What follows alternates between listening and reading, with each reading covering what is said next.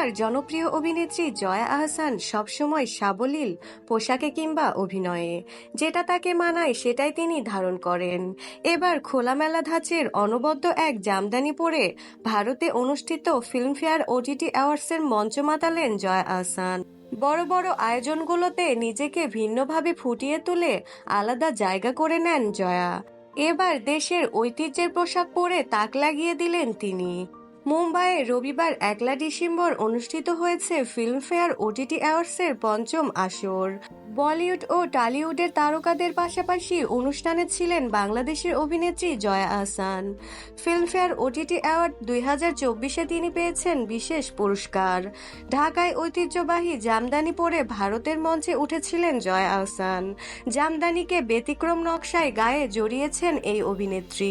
মঙ্গলবার 3 ডিসেম্বর সম্প্রতি সামাজিক যোগাযোগ মাধ্যমে ফিল্মফেয়ার ওটিটি অ্যাওয়ার্ড 2024-এর কয়েকটি ছবি প্রকাশ করেন এই নায়িকা। সেই ছবি ঘিরে আলোচনা এখন তুঙ্গে, কারণ জয়ের পরনে যে শাড়িটি রয়েছে তার নকশা ও শাড়ি পরার ধরনটি একটু আলাদা। জানা গেছে জয়ার পরনের শাড়িটি তৈরি করতে প্রায় 6 মাস সময় লেগেছে।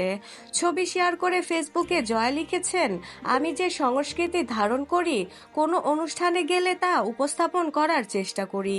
একজন শিল্পী হিসেবে এটা আমার কাছে গুরুত্বপূর্ণ। বাংলাদেশি ঢাকাই জামদানি আমার জন্য একটি খুবই গুরুত্বপূর্ণ জিনিস। এবার আমি জামদানি শাড়ির গতানুগতিক উপস্থাপনের ধরনটি ভাঙতে চেয়েছি। এটি করার জন্য ফিল্মফেয়ারের চেয়ে ভালো আর কোনো জায়গা নেই বলে আমি মনে করি। অভিনেত্রী আরও বলেন, এখানে খ্যাতিমান শিল্পীদের সাথে দেখা করার সুযোগ হয়। এখানে অংশগ্রহণ করতে পারার সৌভাগ্যের বিষয় বলে আমি মনে করি।